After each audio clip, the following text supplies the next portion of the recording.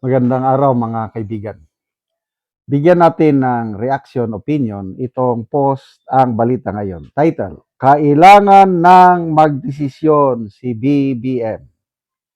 Umani ng atensyon ang sunod-sunod na pahayag ni Atty. Rowena Guanzon matapos niyang ihayag ang kanyang pananaw hinggil sa direksyon ng kasalukuyang administrasyon, lalo na sa usapin kung sino ang posibleng suportahan sa darating na 2028 presidential elections. Excuse me. Sa kanyang social media posts, diretsahan niyang binanggit ang pangangailangan umano ng malinaw na pasya mula kay Pangulong Marcos Jr. Ito ang sabi ni Atty. Guanzon, kailangan na magdesisyon si BBM kung si John Vic, Martin o Risa ang pambato niya sa pagka-presidente. Dagdag pa niya, tila sa takbo ng kasalukuyang klema sa politika, wala nang tsansa ang mga kalaban ni BP Sara. Kumbaga, ito, grabe itong si Atty. Guanzon ba?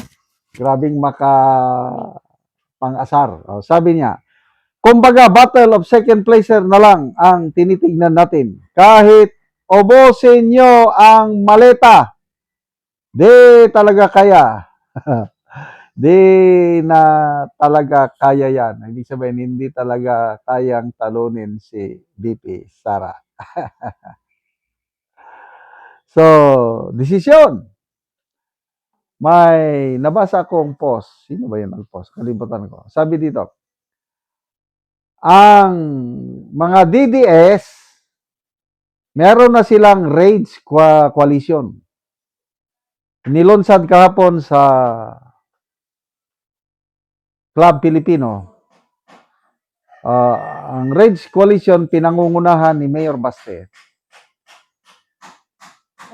More than 600 organizations ang coalition na yan para manawagan ng transparency, accountability, and good governance. But I believe, yung rage coalition na yan, ay yan na yung vehicle for BP Sara's candidacy sa 2028. May 4 na dumalo, mga Gen Z congressman doon.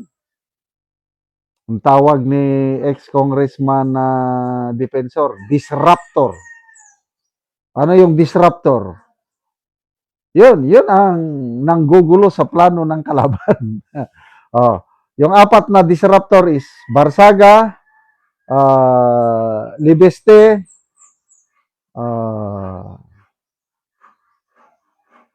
sino ba yung isa? Libeste, si Congressman Marcoleta. Nakalimot ko yung isa.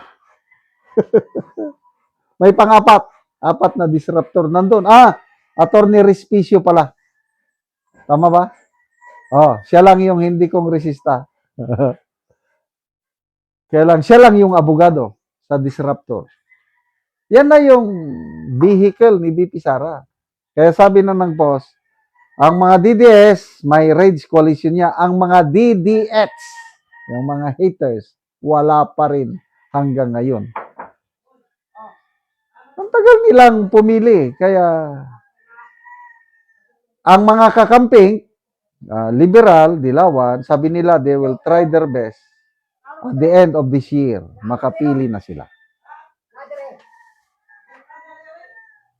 So, Leni, Riza, Bam. Yan lang ang pinagpipilian ng kakamping. Si Riza, open. President, Vice President, okay lang siya. So, sa administrasyon naman, dalawa ang posible. Agree ako dito kay Atty. Guanzon. Dalawa lang pagpipilan. Romualdez or si John Vic Remulla. Nakikita ko maraming mga post ni Martin Romualdez. Puros building up of his image.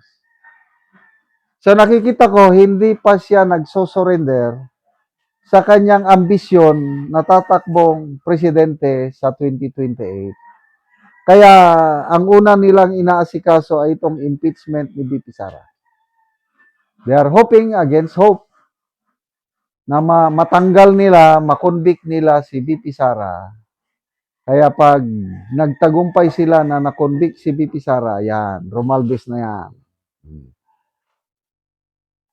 Kaya sa tingin ko, ang mas priority na suportahan ng Marcos administration ay si Romualdez. Si Remulla, gusto rin niya, kailangan na mananaig pa rin yung dugo. But anyway, kahit sama-sama pa yung tatlo na yan, Romualdez, Remulla or Risa, wala pa rin. Itong pinaka-latest survey ng WR numero, 35.9% ang nakuha ni BP Sara. Si Hontiveros is only 0.7%. Si Junbic is 0.2%. Romualdez, wala, hindi na nila isinama. But then, nung sinasama nila si Romualdez, mga 0.3 lang. Kaya again, agree ako dito kay Attorney Guanzon. Kahit ubusin nila ang kanilang maleta, hindi nila kayang talunin si BP Sara. I tell you. Kaya, it's just a matter of time. Magkakatotoo na yung sinabi ni Tatay Digong nga, there will always be a day of reckoning. May hangganan ang lahat. Bilang na ang inyong mga araw. Humanda kayo sa pagdating agila ng Davao. Mga agila, daday diyan. Kukunin niya yung mga prey niya. Ganyan niya. Dadalhin niya kung saan niya dadalhin. Ako. Malala ko tuloy yung nanuntok siya ng sheriff.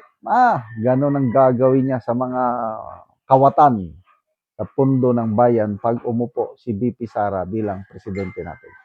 Salamat mga kaibigan sa inyong pagsubaybay sa ating channel. Nakakatulong kayo ng malaki sa tribong Talandig ng Bukidnon dahil ang sweldo natin sa channel na ito is pantulong sa tribo.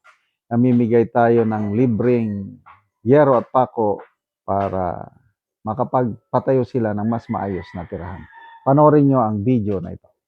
Muna ni ang among gihatagan o gero. So mag-atop ni siya karon sa iyang balay.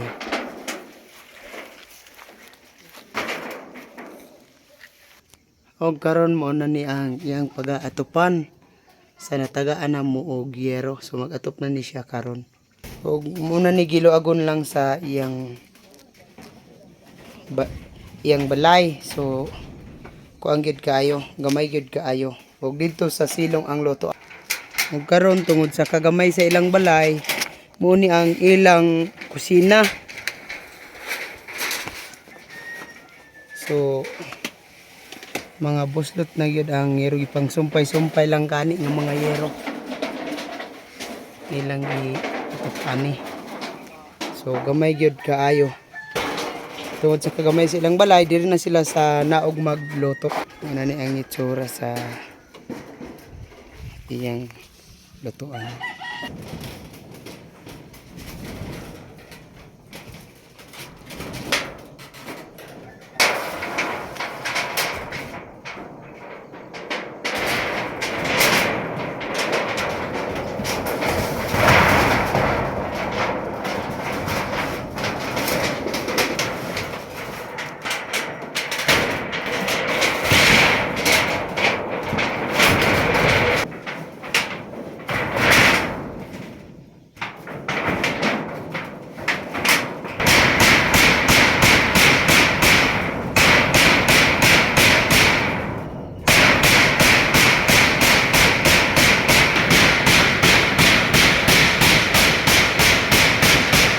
Og karon naman na gyud ang pag-atop ang magihatag nga yero. So di na gid sila mo. Salamat sa Ginoo sa pag-atop namo sa tabang sa amo.